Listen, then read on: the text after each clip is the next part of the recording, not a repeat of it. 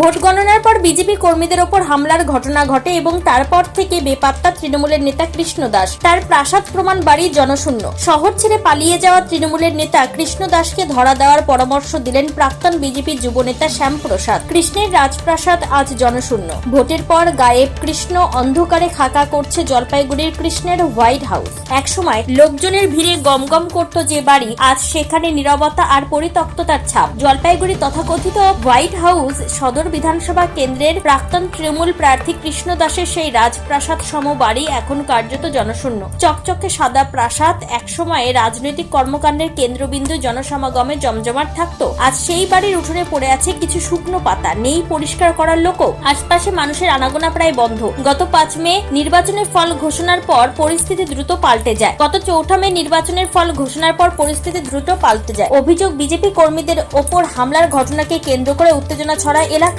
এরপরই এলাকা ছাড়তে বাধ্য হন জলপাইগুড়ি সদর বিধানসভা আসনের তৃণমূল প্রার্থী কৃষ্ণ দাস। স্থানীয়দের দাবি, পুলিশের চাপ ও তাড়া খেয়ে এলাকা ছেড়ে সপরিবারে পলাতক কৃষ্ণ দাস। আর সেই ঘটনার প্রায় কয়েকদিনের মধ্যেই সামনে আসতে শুরু করেছে একের পর এক অভিযোগ। একসময় যার বাড়ি ছিল ক্ষমতার প্রতীক, আজ সেই বাড়ি যেন হয়ে উঠেছে রাজনীতির উত্থান পতনের নীরব সাক্ষী। এই বিষয়ে প্রাক্তন যুবনেতা শ্যামাপ্রসাদ বলেন, যত পালিয়ে থাকবে তত জনরোষ বাড়বে। তাই পুলিশের কাছে যত তাড়াতাড়ি সম্ভব আত্মসমর্পণ করার পরামর্শই দিয়েছেন শ্যামপ্রসাদ।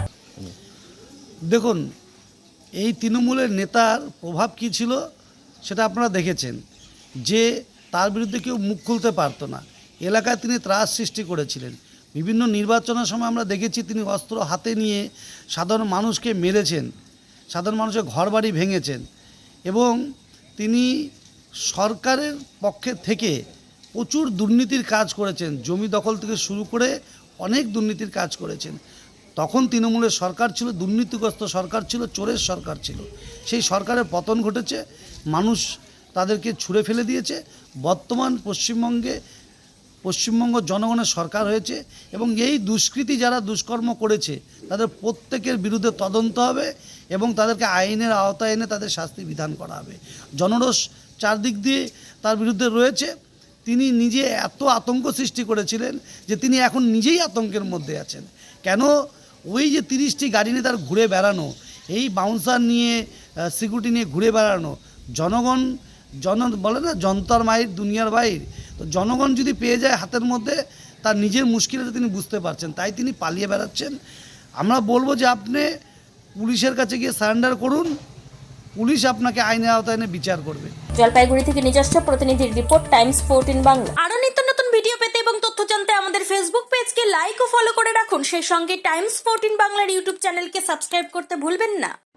মুখের উজ্জ্বলতা হারিয়ে গেছে, স্পট পড়ে গেছে, ব্রণ ভর্তি, তাই আর দেরি না করে আজই আসুন রায়গঞ্জের চণ্ডীতলায় হেলথ প্লাস মাল্টি স্পেশালিটি ক্লিনিকে এবং এখানে পান অভিজ্ঞ ডাক্তার দ্বারা ফ্রি স্কিন টেস্ট।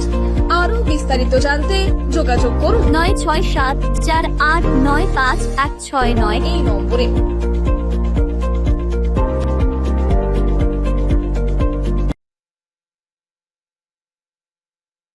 আজ তোমার বিয়ে সাজলো নতুন সাজে।